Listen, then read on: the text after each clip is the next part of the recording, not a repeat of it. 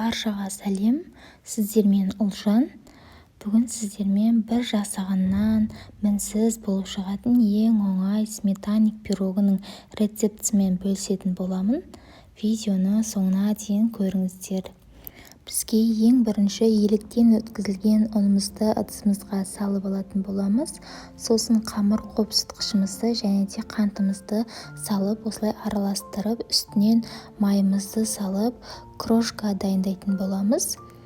Жақсылап майымызды, бөлме температурасындағы майымызды осылай араластырып, крошка дайындаймыз. Көріп тұрғандарыңыздай, осылай әдемі крошка болды. Үстінен бір жұмыртқамызды салып, қамыр дайындайтын боламыз. Осылайынан бір қолымызбен илеп алатын боламыз.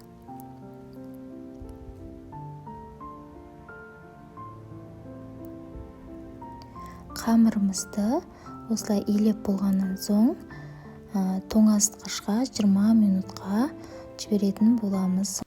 Қамырымыз дайын болам дегенше салмасын дайындайтын боламыз. Бізге ең бірінші қаймақ керек. Қаймақты 20-25% қаймақты қосатын боламыз. Мендегі 20% қаймақ.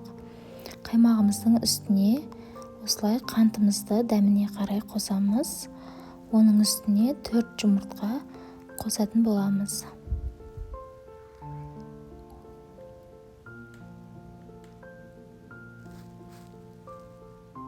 Барлығын қосып болған соң осылай бенчикпен араластырып алатын боламыз. Миксермен басқа затпен араластырмаңыздар. Өзінің осылай бенчикпен араластырсаңыздар қатты сұйық болмайды, осылай қоюлау болатын болады. Жаңағы қамырымызды алып, осылай формамызға орналастырып алатын боламыз. Бірінші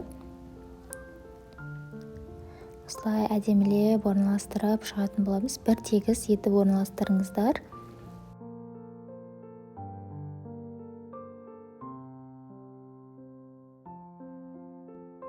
Қамырымыздың үстіне осылай жаңағы дайындап қойған қаймағымызды құйып шығатын боламыз. Бұл пирогты мен 30-40 минуттың шамасында пісіріп алатын боламыз. Жай отта 150-180 градуста пісіріп алдым. Пирогымызды піскеннен соң бірден кеспеңіздер. Пирогты бөлме температурасында суығаннан соң барып кесіңіздер. Менің осы сметаник пирогымның рецептісі сіздерге ұнаса, сіздер де сақтап алып, осы рецептпен жасап көріңіздеріңізге кеңес беремін.